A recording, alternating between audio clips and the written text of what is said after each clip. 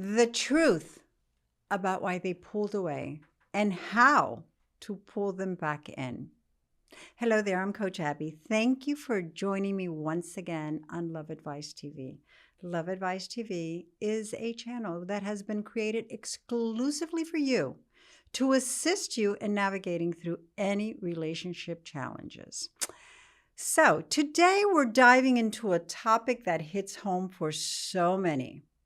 The truth about why they pulled away in the first place, and most importantly, how to pull them back in.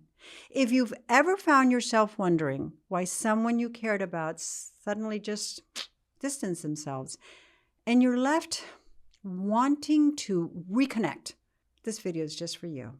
But before we dive in, I think it's important to know where we stand in our relationship. And sometimes we just hear, and it's because we broke up. No, it's so fast.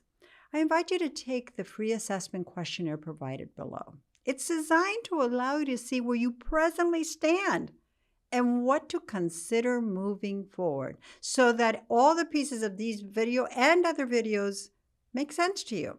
Because one thing is for sure, to successfully pull someone back in, you have to start by understanding why they pulled away in the first place. Now, think of this as diagnosing the root cause rather than just treating the symptoms. So let's dig deeper into the most common reasons. First, we need to consider whether there were emotional signs of emotional withdrawal beforehand. Before the breakup, before the blowout, emotional withdrawal is often a silent signal. It's a signal that something is wrong. It's just not clicking. There's something there. It's like a slow fade out rather than abrupt break. It's important to understand that it's been building. Sometimes your partner may not have been feeling safe around you. They were being vulnerable, especially if past attempts at expressing feelings were met with criticism or dismissal. You know, that really what happens, it causes them to shut down emotionally just to protect themselves. Has less to do with you, it's more to do with them. At other times, they may feel overwhelmed by their own emotions, their stress, guilt, sadness. And instead of sharing these feelings, they retreat inward.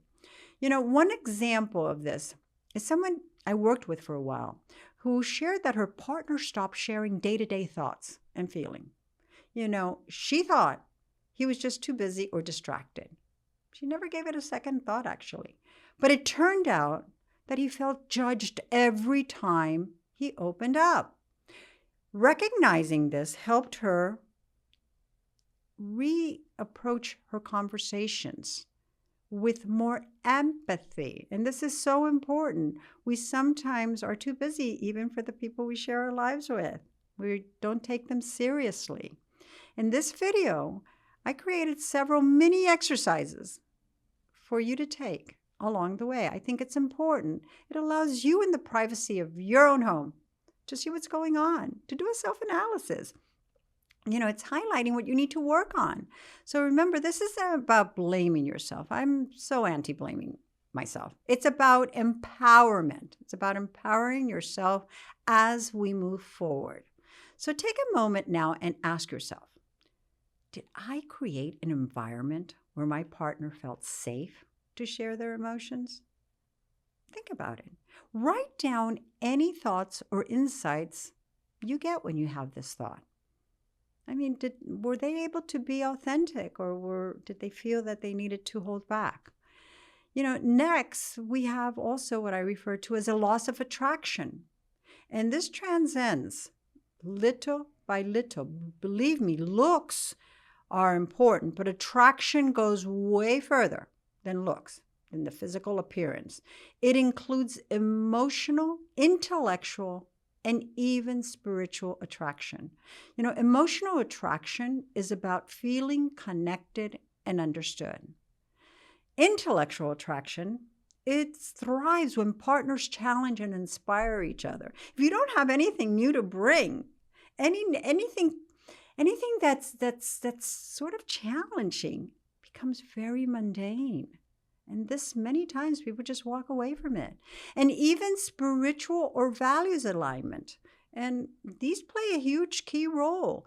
When these layers start to erode, perhaps due to neglect, routine, or unresolved conflicts, the relationship can feel like a hollow shell. Couples often report feeling bored, or even worse, like roommates, because they stopped engaging emotionally or intellectually. Admit it, we've all been there, and it's okay. We need to be able to see what happened. Why did we all of a sudden become roommates? Why were we distant? There are external stressors in life sometimes that force us to detach, and that's so true. But the distant isn't really about the relationship itself. It's about outside pressures, and these play a role. But unless we're able to discuss it with our partners, they will never know, and we repress those feelings. And sooner or later, we just feel overwhelmed by dealing with things by ourselves. A demanding job, family drama, financial difficulties, all of these health issues, they can really sap our emotional energy. So during these times, your partner may pull away, not because they want to leave you, but because they feel they need space to cope, because they haven't been able to depend on you to cope. So a fear of vulnerability and past hurt is also a powerful motivator for withdrawal. If your partner has been hurt in previous relationships, or even in your own relationship, they may instinctively protect themselves by putting walls up. If you both have gotten used to all this fighting and moving in and moving out and moving in and moving out, and you get to a point you say, that's it, I'm done. It's not about loving or not loving or caring or not caring. It's about just saying to yourself, this is it. I need to place a boundary between them and myself. Sometimes even a small argument or disagreement triggers a fear response that causes them to distance themselves. There's a disagreement on family issues, on habits, on whatever it might be, and no one talks about them, and you stay silent. That's silence is a silent killer. It's unmet emotional or physical needs that go silent. Sometimes the person who pulled away was silently hurting because their needs weren't met. They didn't have a voice in the relationship anymore. And this could be love languages, like needing more quality time, words of affirmation, or physical touch that were not being met. Or feeling unseen or undervalued in everyday interactions. So I think it's important that when we do these little mini exercises, you don't have to share it with anyone. It's just you and you. And ask yourself, was I there? Did I offer them that confidence that we were maybe on playing different positions, but we were ultimately on the same team? Or did we start drifting away? So you need to think about your partner's love languages as well. Were you meeting their needs in a way that truly resonated with them? Now, these are common warning signs to recognize early, while they're pulling away. And it's important that I think that if we're honest with ourselves, one or more of them are definitely part of the breakup. We had less frequent communication. We avoided eye contact, intimacy. We increased irritability or defensiveness between each other. And, we made all kinds of excuses to avoid spending time together.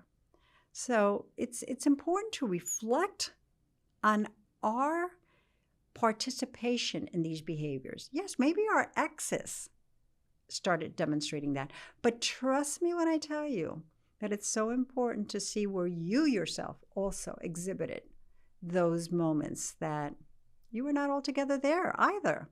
So, in order to understand some reasons why your partner pulled away, it's time to turn inward. You need to ask yourself those yucky questions. How did I contribute to this situation? Are these behaviors I can change? Are they changeable? Most of them are. There's some of them that just are not. And it's better to keep it this way. Ask yourself, what patterns keep repeating in all my relationships? You know, these are key areas to reflect on. Your communication style. Do you tend to shut down or get defensive? Imagine one of you shuts down and the other one, when there's just a tinge of conversation, gets defensive. It's not an easy place to be. Are you open to hearing their side without interrupting? That's a difficult one because we're so emotionally fueled at that moment. Are you emotionally available? Are you literally present and supportive? Or do you withdraw when things get hard? It's important to realize your self-worth. Do you base your value on their attention or their approval? What about triggers? What situations or comments trigger negative reactions in you? Write it down. See it. Sense how many times it's happened, not only in this relationship, but in previous relationships. It's important so we can start seeing how to attack them and get rid of all these different ghost type behavior patterns that are there. They're underlying within ourselves. How can you manage these things better? Be brutally honest with yourself so you can stop making the same mistakes. I like to consider, I'm such a daily ritual person, and because it's worked so well with me, once again, I share it with you. I would never give you a dose of a medicine that I myself haven't taken or will take in certain moments.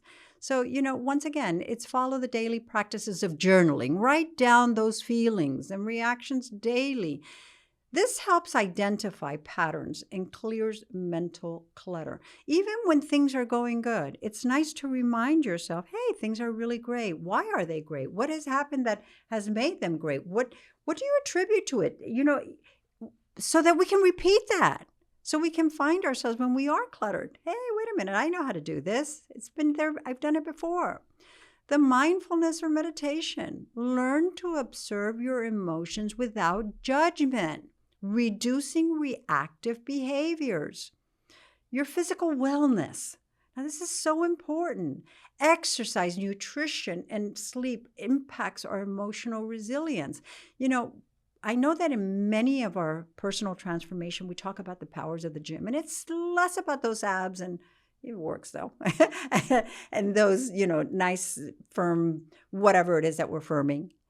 It's about, that feel-good hormone that is released when we exercise so that we're able to implement all these strategies.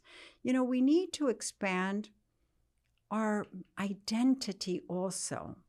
It's not about I'm a coach, I'm a mother, I'm this, I'm that, I'm this, I'm that. No, and we all need to find different hobbies, create different challenges, passions outside of the relationship. We can't get stuck in mundane.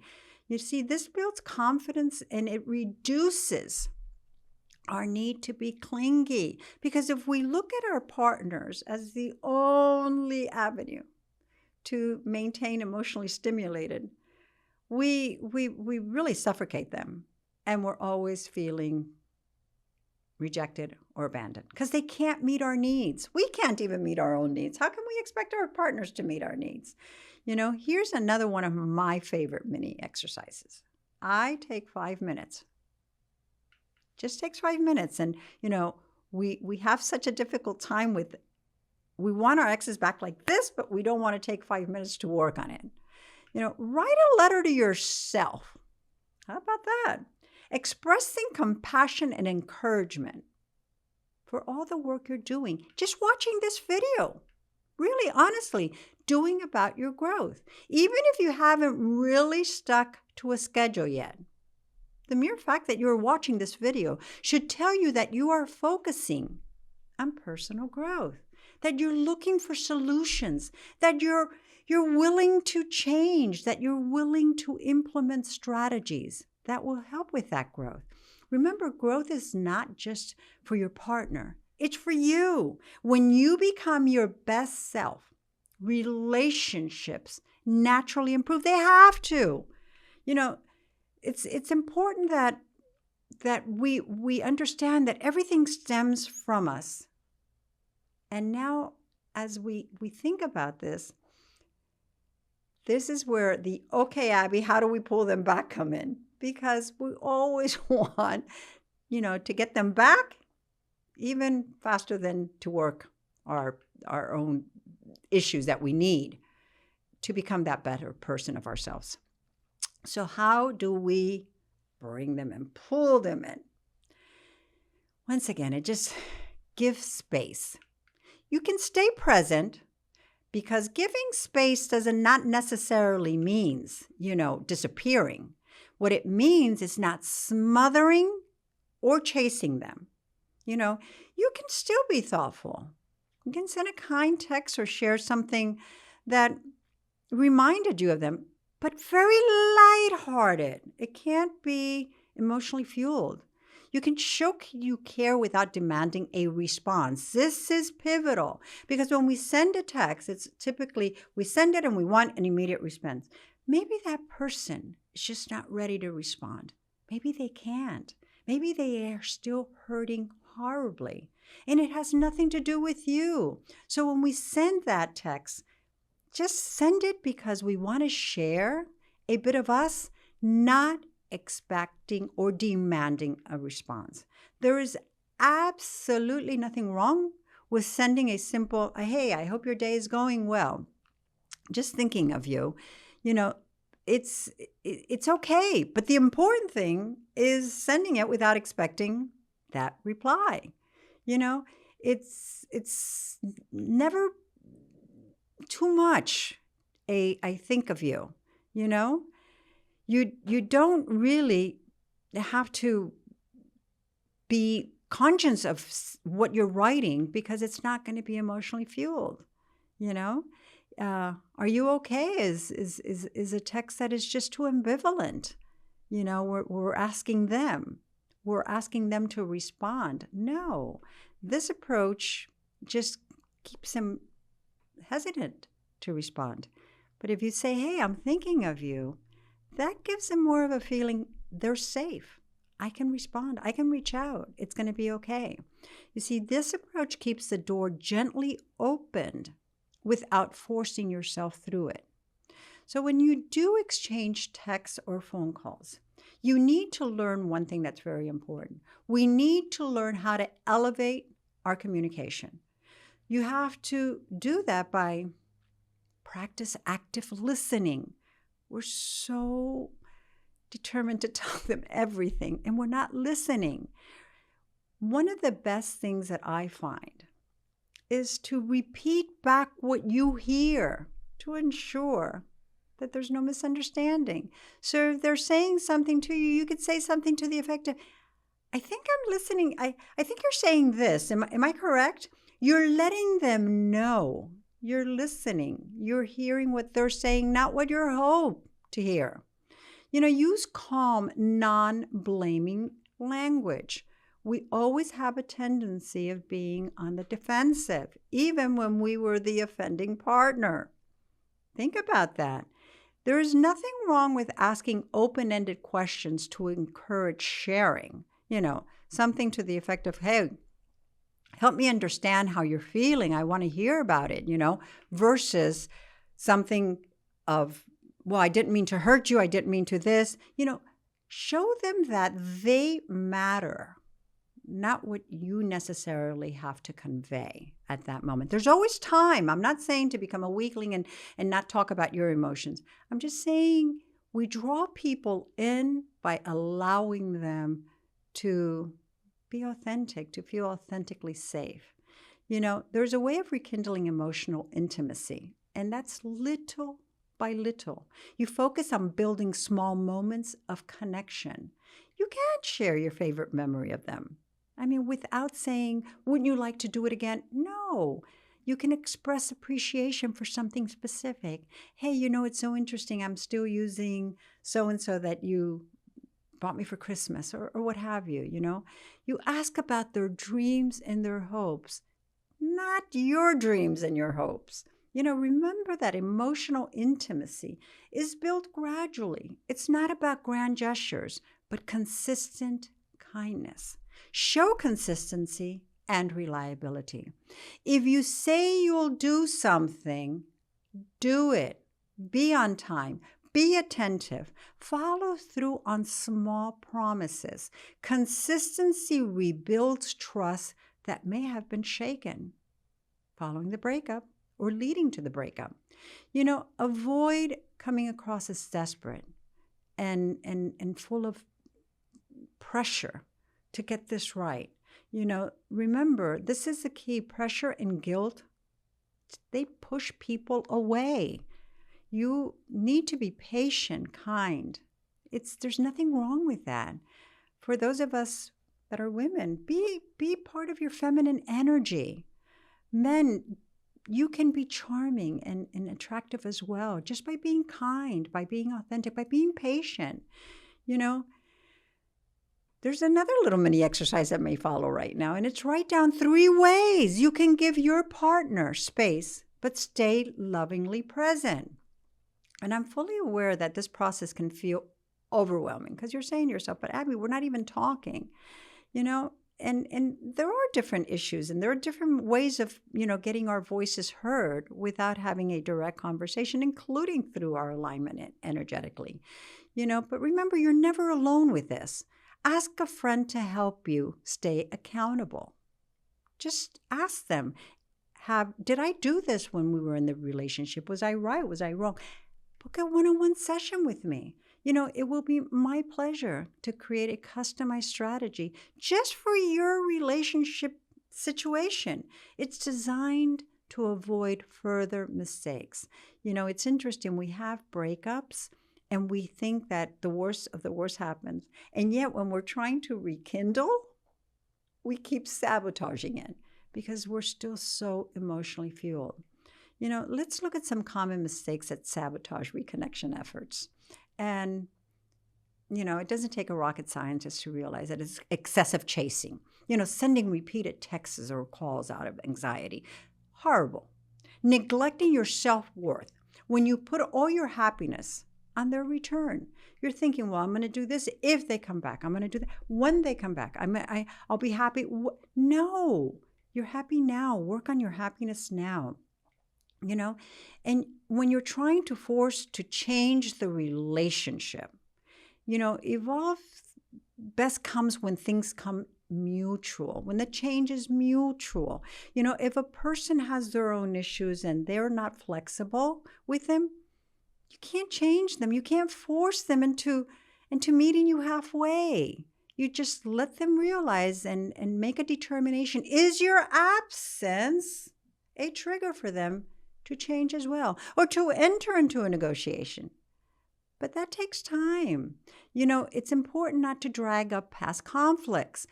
Old arguments only reopen wounds, and there's no way we can realign ourselves to go back if we're back at that place where our wounds are. That's why we left in the first place.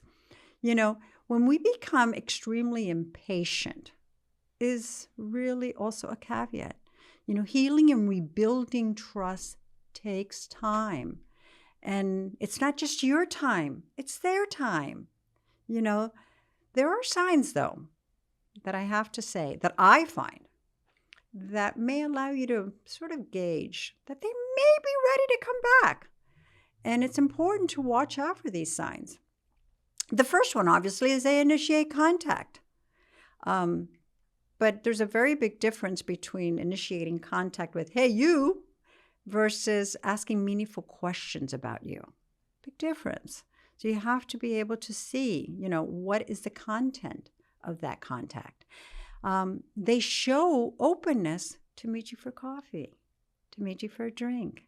They want to see you. It's very important. Their body language softens when you're around. These moments are opportunities to nurture the connection gently.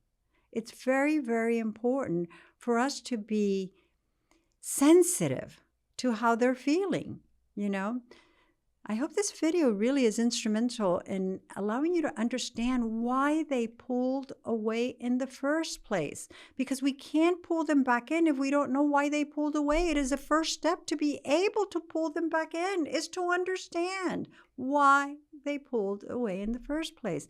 Don't underestimate the importance. And it's not to guilt you into it, and it's not for you to feel shameful. None of the above. It's to learn from it.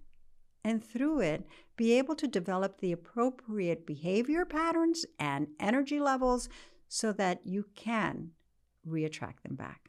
Thank you once again for joining me today. If this video resonated with you in any shape or form, please like and subscribe for more tips on your personal growth, on mending broken relationships, and everything in between. Until next time, I'm Coach Abby.